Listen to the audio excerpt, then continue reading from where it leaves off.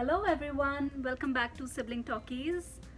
Last video में मैंने और मेरे ब्रदर ने आपको कनाडा के पीआर के बारे में कुछ बेनिफिट्स बताए थे। आई होप वो वीडियो आपको पसंद आया हो, और अगर आपको पसंद आया हो तो ज़रूर लाइक करें।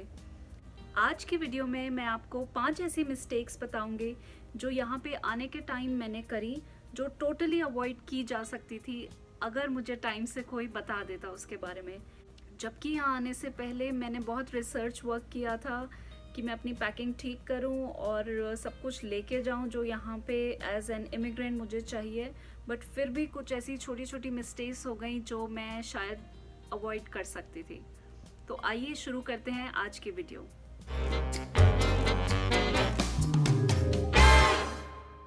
तो मेरी फर्स्ट मिस्टेक थी मेरा ड्राइविंग लाइसेंस। मुझे ये तो पता था कि आरटीओ का ड्राइविंग एक्सट्रैक्ट और ड्राइविंग हिस्ट्री मुझे अपनी लेके आनी थी, क्योंकि मैं इंडिया में काफ़ी सालों से कार चलाती थी। वो मैं लेके आई थी, बट मेरे से गलती हुई मेरा ड्राइविंग लाइसेंस। मैं यहाँ आपको अपने हस्बैंड का ड्राइविंग लाइसेंस दिखा रही हूँ, क्योंकि मैंने अपना ओरिजिनल लाइसेंस इंडिया भेज दिया था ये उम्मीद करके कि वो शायद ठीक हो पाएगा, बट मेरे वहाँ पे हुए बिना वो नहीं हुआ। मुझे उसके लिए जाना था, और जब तक मैं फर्स्ट टाइम इंडिया वापस गई तब तक मुझे यहीं का लाइसेंस मिल गया था। ये है मेरे हस्बैंड का लाइसेंस, ये बार कोड, एंड अगर मैं आपको पीछे दिखाऊं ये गोल्डन चिप, ये दोनों चीज़ें मेरे लाइसेंस में नहीं थी। मेरा लाइसेंस था पुराना और मैं उसको रिन्यू नहीं करा के आई, इसलिए मेरे हस्बैंड को आते ही यहाँ पे फुल जी लाइसेंस मिल गया था, जिससे कि वो ड्राइव कर सकते थे। मुझे अपना G1 लेने के बाद 8 to 9 मंथ्स वेट करना था, और 8 to 9 मंथ्स वेट करा जब मैंने, तो उसके बाद यहाँ पे विंटर्स थी, स्नो टाइम था, मैं प्रैक्टिस नहीं कर पाई, ना मैंने ड्राइविंग टेस्ट दिया। तो अराउंड 1 ईयर बाद हमारे यहाँ लैंडिंग के मैं ड्राइव कर पाई।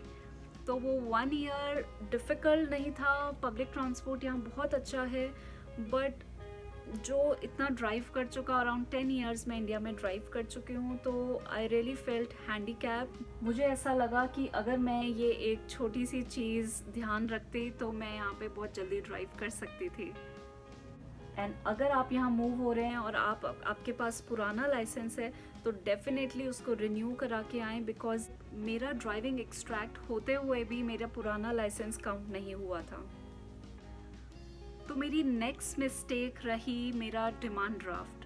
हम लोग कुछ कैश लेके आए थे, कुछ फॉरेक्स कार्ड लेके आए थे, एंड थर्ड थिंग हम जो लेके आए थे वो था demand draft. I don't know क्या मिस्टेक रही बैंक की तरफ से, उन्होंने मेरे डिमांड ड्राफ्ट को के ऊपर जो अकाउंट नंबर था उसको कैंसिल कर दिया था।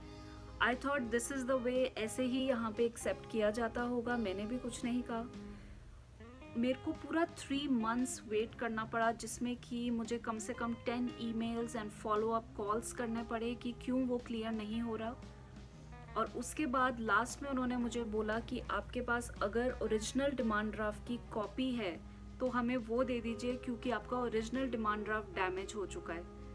तो 3 मंथ्स तक मेरे पास वो फंड्स एक्सेसिबल नहीं थे, ना मैं उसको कैंसिल कर सकते थे और इंडिया वापस भेज सकते थे, ना वो मैं यहाँ यूज़ कर सकते थे, जो कि आते ही जब आपके पास जॉब्स नहीं होती तो जो आप बैकअप मनी लाए हैं वो ही यूज़फुल होता है, बट वो मुझे 3 मंथ्स तक नहीं मिला। तो बाय चांस मैं यूजुअली अपने ऑल इम्पॉर्टेंट डॉक्यूमेंट स्कैन करके फ़ोन में रखती हूँ, और उसके लिए मैं यूज़ करती हूँ कैम स्कैनर ऐप, बहुत अच्छी ऐप है। तो मेरे पास वो स्कैन करा हुआ मेरे फ़ोन में था, उसकी हमने कॉपी निकाली, उसको मैंने साइन किया, वो सबमिट किया, वो एक ओरिजिनल डिमांड ड्राफ्ट की तरह यूज़ हुआ। फिर वो सबमिट किया, वो प्रोसेस हुआ, और जब तक उसका मनी मेरे बैंक में आया 3 मंथ्स के ऊपर हो चुके थे। So that was a very bad choice, और आई डोंट नो, बैंक की मिस्टेक। मैंने बहुत बोला, बहुत किया, बट जो टाइम निकल गया वो तो निकल गया था। तो आई वुड सजेस्ट यू कि अगर आप कैश लेके आएँ, फॉरेक्स कार्ड लेके आएँ, या ऑनलाइन अकाउंट पहले से खोल के उसमें मनी ट्रांसफ़र करके लाएं, या कैश लाएं, बट प्लीज़ डिमांड ड्राफ्ट देख के लाएं, और अगर आते हैं सबमिट करते हैं तो उस पर अकाउंट नंबर कैंसिल ना हो, ये ध्यान रखें।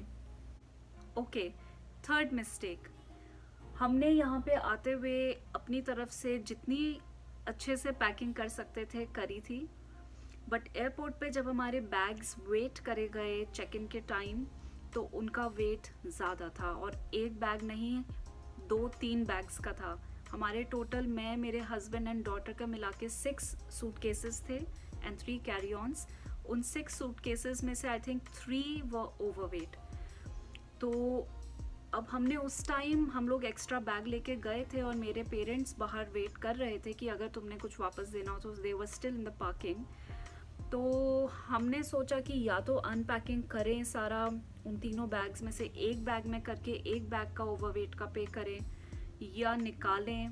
कुछ समझ नहीं आ रहा था उस टाइम। जो हमने रखा था बहुत सोच के, देख के और बहुत रिसर्च करके रखा था कि क्या लेके जाना है क्या नहीं। उनमें से निकालना सामान उस टाइम एयरपोर्ट पे बहुत डिफ़िकल्ट था हमारे लिए।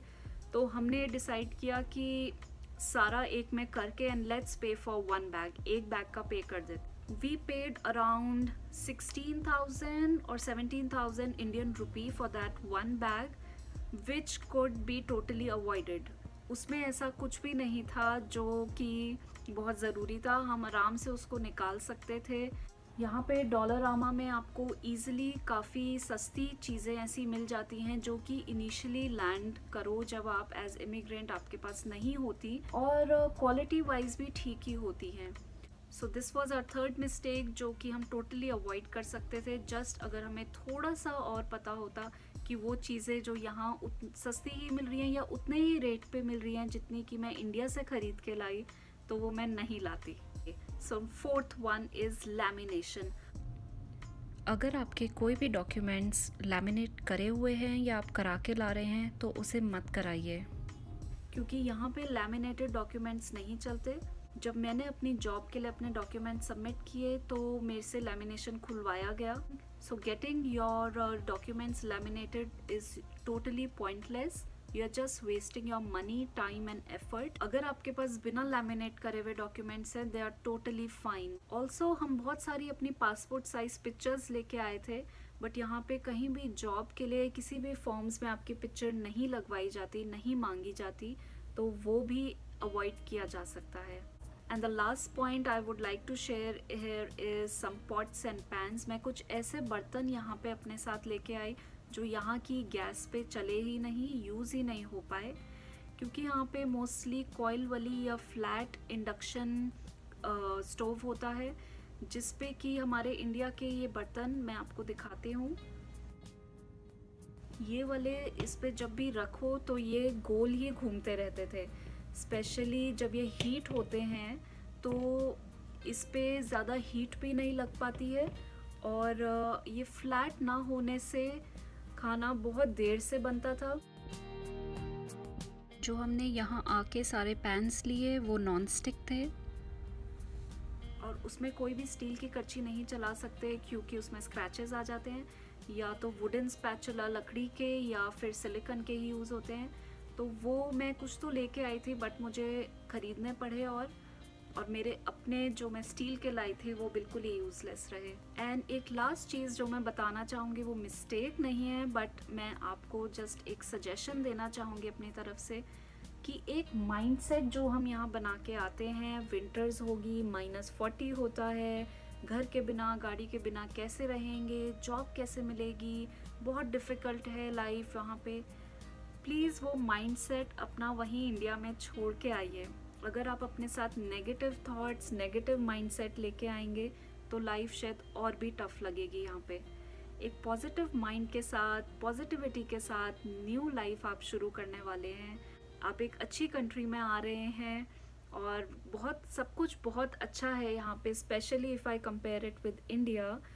तो अगर आप एक नेगेटिव थिंकिंग के साथ यहाँ पे आएंगे कि हर चीज़ मुश्किल है, बड़ा प्रॉब्लम है, लाइसेंस लेना, बैंक अकाउंट्स खोलना, ये सारा एक प्रोसेस है जो हर इमिग्रेंट करता है। अगर आप भी उसको पॉजिटिविटी के साथ करेंगे तो आपको अपनी लाइफ और जर्नी बहुत अच्छी लगेगी। आई होप ये सारी मिस्टेक्स जो मैंने की आप ना करें, आप इनसे सीखें और आपकी जर्नी यहाँ पे एज एन इमिग्रेंट बहुत अच्छी रहे। मिलते हैं हमारी अगली वीडियो में। Till then, bye bye.